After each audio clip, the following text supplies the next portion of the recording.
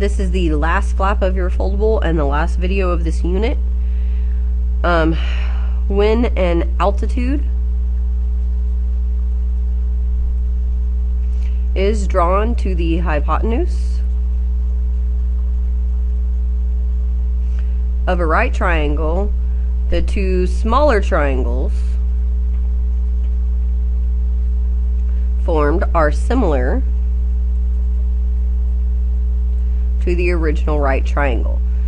So all that means is, if you look, this has one really, really big right triangle. So this is my right triangle. And right before we left for break, you guys learned what an altitude was. It goes from the bottom of your triangle. It starts at the vertex across from the bottom, and it comes straight down to hit your base at a 90-degree angle, which that's obviously what makes the altitude. But we're using that altitude to make one really big triangle, a medium triangle, and a small triangle. So that's what I'm going to do. We have to, in order to work these problems, you need to be able to draw your triangles, all three of them, correctly.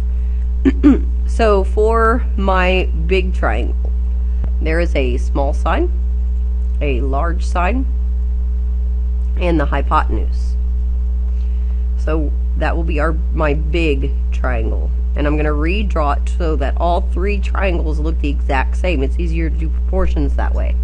So this side right here will always be my small side, this will always be my large side, and this will always be my hypotenuse. So in this case, my small side is AB, and A connects with my hypotenuse. So my small side has to be AB, where my A connects with my hypotenuse. And then my other side is C. Okay, so I'm going to take these off. If you wrote them down, that's okay. I'm just going to color code the rest of it so you guys can see this easier. So this is my medium right triangle.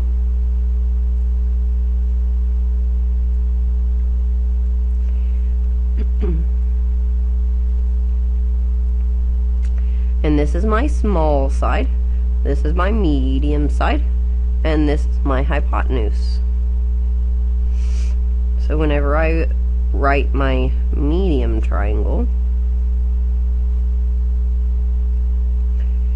it will look the exact same as up there. So it's B, and this is D, C. And then we have our tiny itty bitty right triangle right here, where this is my small side, this is my large side, and this is my hypotenuse. So whenever I redraw my little one, small side is AB, where A is connected to the hypotenuse, so AD, B. So those are my three right triangles that I can make from that one right triangle given its altitude.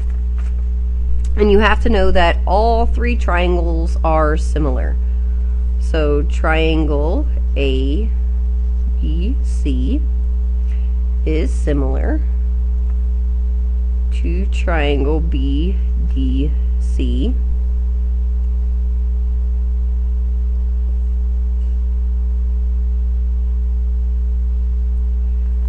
is similar to triangle ADB.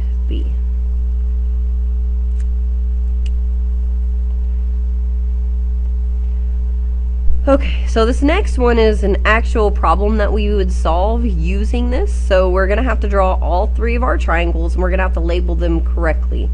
I'm going to move this B of this left one just so it doesn't get in the way of this problem, or y'all don't get confused that it's part of that problem. Here. Okay. So I have my big triangle here. And I'm not going to do big thick lines anymore. I just wanted to use big thick lines so that you could see them easier on that other side. So here's my big one. And on my big one, this is my small side.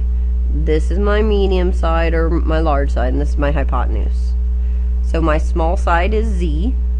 Remember, I put a line through my Z's so that you guys can tell the difference between my Z's and my 2's. And then on my medium side is Y. See Y on my medium. And then my hypotenuse is 2 plus 10, which is 12.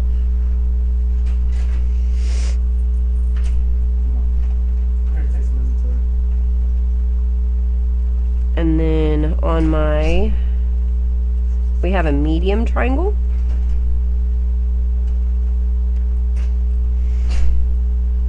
So this triangle right here is my medium triangle.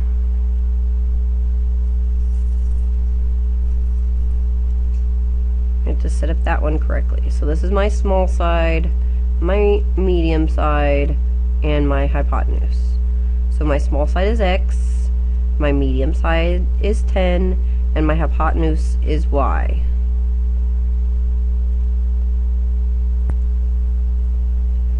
And now we have to do our small triangle. So I'm going to take this off. My small triangle is here. I know I'm erasing a lot, so if you're copying it and you're like, oh my god, Miss, quit erasing, I'm only drawing this so that you guys can see exactly how I'm getting this.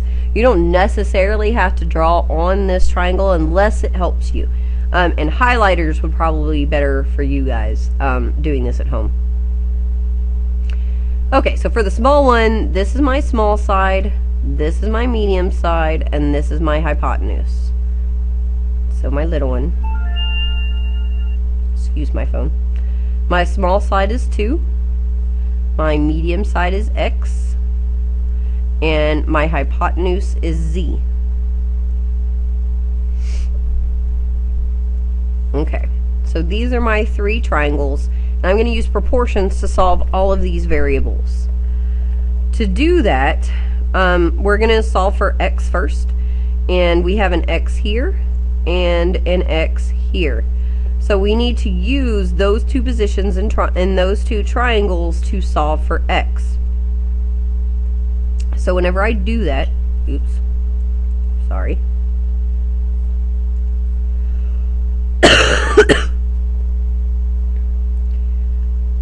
These will be my fractions. So X over 10 equals 2 over X. X over 10 equals 2 over X. And I'm going to take those off just temporarily. If you have them on your screen, that's fine. It's just I'm going to have to do this 3 times, so I don't want y'all to get confused. So this is solving for X, and then you cross multiply. So X times X is X squared. 10 times 2 is 20. To undo an X squared, you take the square root.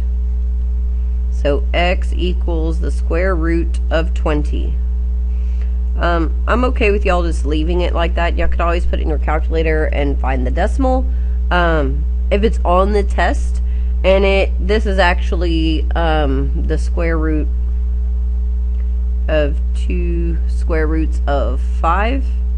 And that's just reducing the 20. I've taught y'all that before, but it was a while ago. So if you, my whole point is, if you get this on the test, because both of these are the same thing, what you're going to do is you're going to do 2 times the square root of 5 in your calculator, and then see what decimal that is, and see if it gives you the same decimal that you got for your answer. So, you don't actually need to know that the square root of 20 is 2 times the square root of 5 yet. You will whenever we do special right triangles, but you do not need to know that yet. We are not going over it yet. Alright, so that's my X. So that means that this side is the square root of 20, and this side is the square root of 20. Alright, so for Y's, we have a Y here, and we have a Y here. So we're going to have to use those 2 positions on those 2 triangles to solve them. So Y over 10 is equal to 12 over y, or other way around, whichever way. 12 over y equals y over 10. And you cross multiply. Y times y is y squared. 12 times 10 is 120. And you take the square root, and y is the square root of 120. So this is, oh wait, I was going to take those circles away. This is the square root of 120, and this is the square root of 120.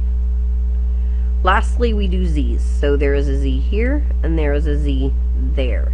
So we're going to have to use those two sides of the triangles. So the left side and the hypotenuse. Left side and hypotenuse, left side and hypotenuse. So it would be 12 over z equals z over 2.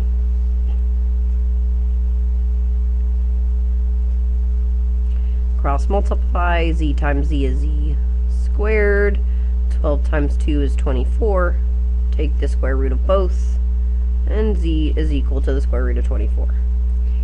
You are done with that problem. So then we come down here, and we're going to do it all over again.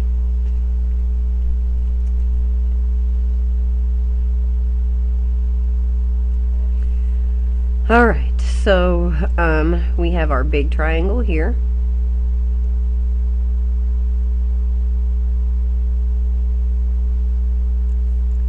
Small side, medium side, and hypotenuse. And our hypotenuse is u plus 3 on my big one. So let's draw this again. Small side, long side, hypotenuse. Small side is v. Medium side is w. And hypotenuse is u plus 3.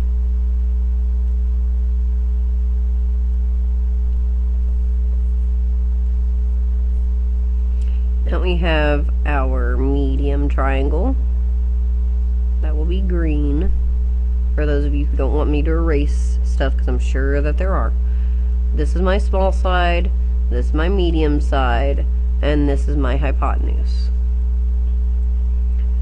So whenever I draw my triangle, my small side is 9, my medium side is u, and my hypotenuse is w.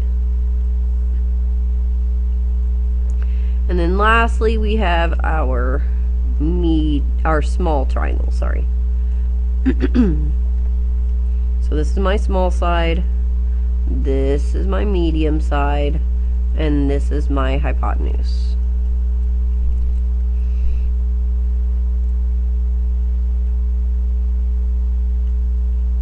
My small side is 3. My medium side is 9, and my hypotenuse is v. Now we will use those 3 triangles to solve. We're going to worry about this u, and then we're going to use this number here. So which of these triangles, the blue has v and u, but the purple triangle actually has 2 numbers in those positions. So it actually makes more sense to use the green and the purple to solve for u. We don't want to use this u because we're adding with that u, and it would make our calculations so much harder. So we're going to use 9 and u, and then 3 and 9. So 9 over u equals 3 over 9 to set up my u. Cross multiply. 3u is equal to 9 times 9, which is 81. Divide both sides by 3. And u is 3, 21, 37. So this side is 37. And this side is 37 plus 3, which is 40.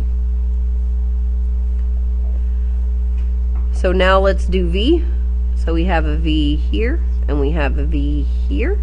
So we're going to use those 2 sides, like this. Here's your first proportion, 40 over v. Your next proportion is v over 3. So 40 over v equals v over 3.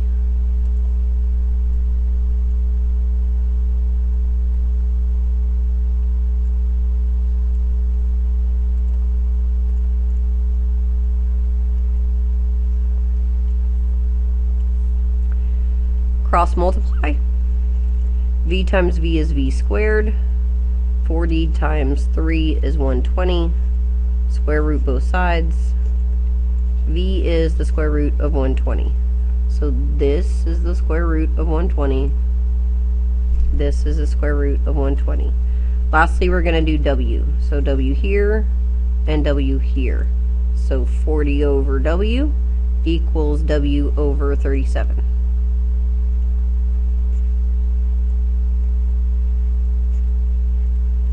Cross multiply.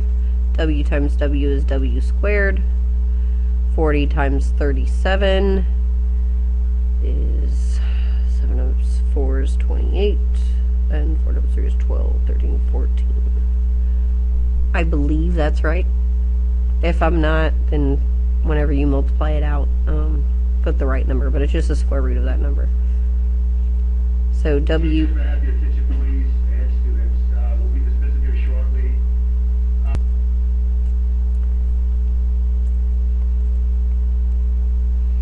So W equals the square root of 1480.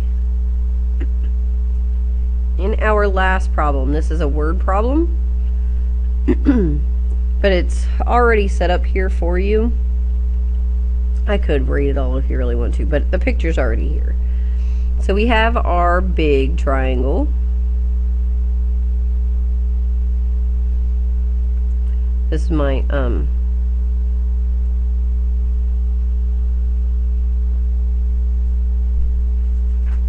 my largest triangle, of course. So it will, this is my small side, this is my large side, and this is my hypotenuse. But if you look on my small side, I don't have anything.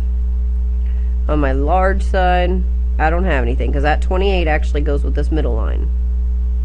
Then my hypotenuse is x plus 5.5.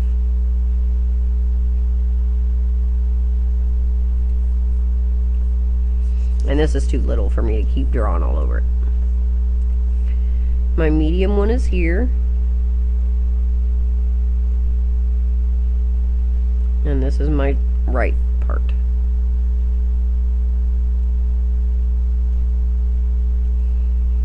This is my small side. This is my medium side. And this is my hypotenuse.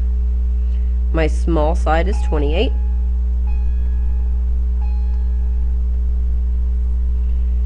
My small side is 28.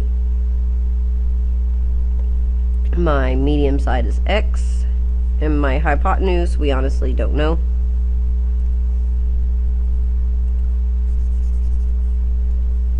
For my little triangle,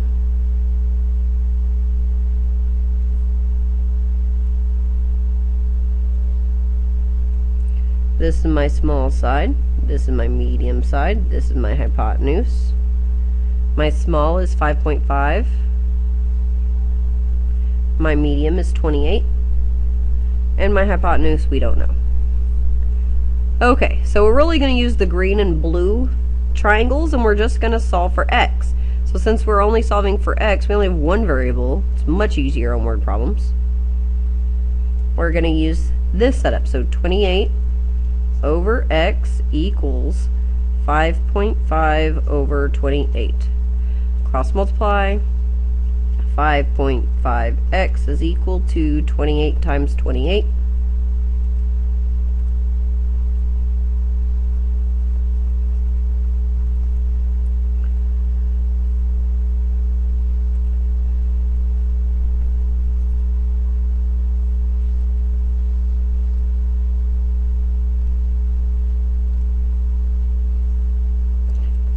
Times 28 is the same thing as 28 squared, which is 784.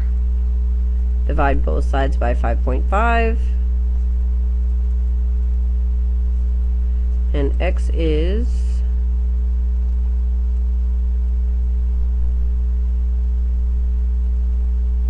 142.55. But that is just what X is. That's just this part. They want to know how tall the entire cliff is, so we need to add 5.5 to that in order to know, because we need to know this part down here too. So plus 5.5. So my answer is 148.05 feet. And that is the end of your notes.